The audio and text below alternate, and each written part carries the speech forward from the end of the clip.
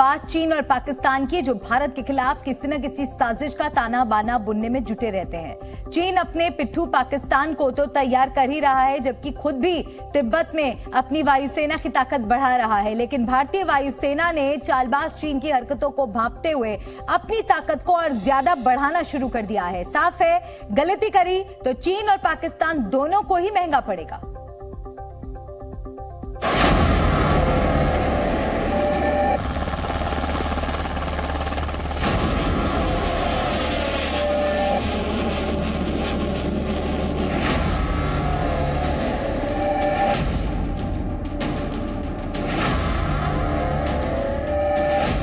चीन की हर चाल का मिलेगा उसे करारा जवाब।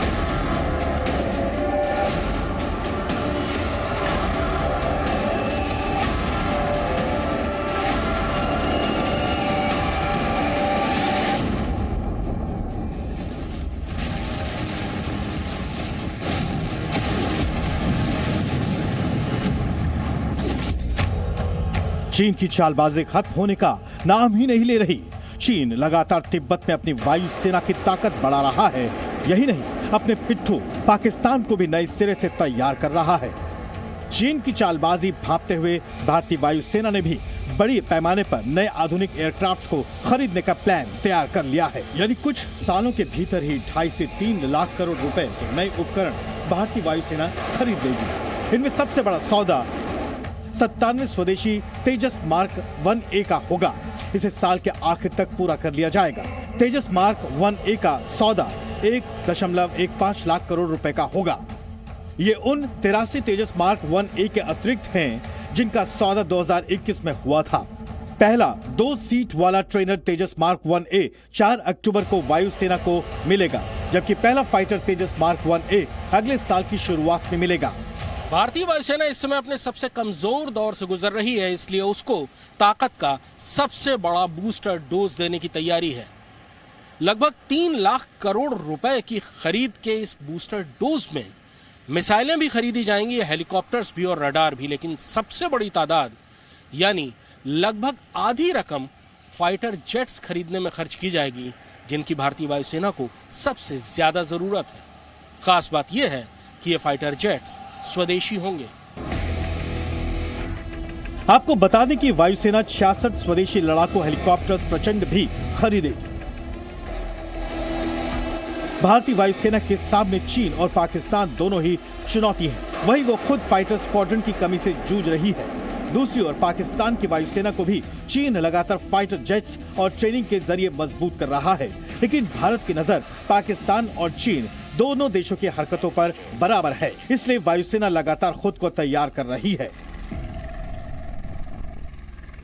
We are constantly monitoring the situation across our borders through persistent ISR, and we make note of the build up of resources and capabilities across the borders. So our focus will remain to be dynamic at all times, not to have a fixed mindset on terms of deployment of assets in particular areas. We have a very flexible and dynamic war plans which we keep revising every now and then based on the ISR inputs that we get. वायुसेना के पास स्वीकृत 42 squadron के बजाय इस समय 31 squadron हैं और अगले 1 साल में MiG-21 की 3 स्क्वाड्रन रिटायर होने के बाद केवल 28 बचेंगे। उसके बाद जगुआर की 6 स्क्वाड्रन और मिराज 2000 की 3 स्क्वाड्रन रिटायर होने का समय आ जाएगा। चीन पिछले 3 साल से तिब्बत में नए एयरबेस बना रहा है, रडार और निगरानी के उपकरणों की तादाद भी बढ़ा रहा है, साथ ही अपने पुराने एयरबेस को ज्यादा ताकतवर बना रहा है। लेकिन भारतीय वायुसेना की भी चीन से सटी सीमाओं पर पूरी नजर है।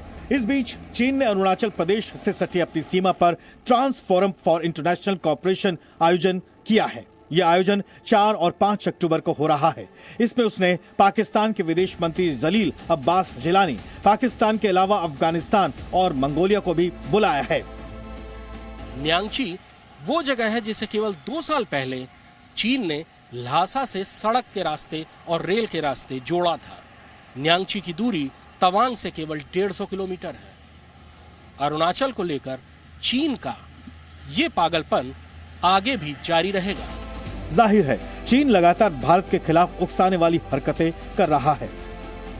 भारत हर बार की तरह इस बार भी चीन और उसके चाटुकार साथी पाकिस्तान की एक एक नापाक हरकत पर पूरी नजर बनाए हुए है। ब्यूरो रिपोर्ट के साथ कृष्ण मोहन मिश्रा, जी मीडिया।